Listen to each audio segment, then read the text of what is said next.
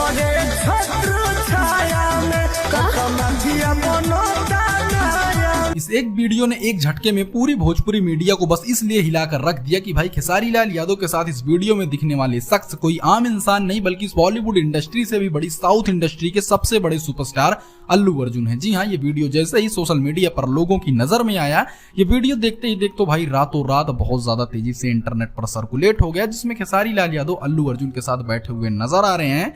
और दूसरी खबर लोगों को तब चौंका गई जब देखा कि भाई बॉलीवुड के अंदर राजकुमार राव की इतनी बड़ी मूवी के अंदर खेसारी लाल यादव की वॉइस में गाना आया है, जिसकी वजह से भाई ये लोग आप मान सकते हैं कि खेसारी लाल यादव ने बॉलीवुड में भी एंट्री मार ली है।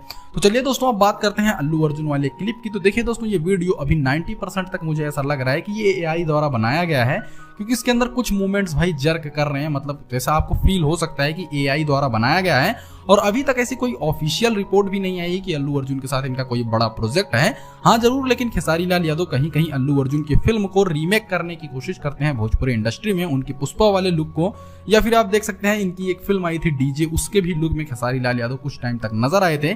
खैर दोस्तों, इसके बारे में आपकी क्या राय है, कमेंट जरूर कीजिएगा।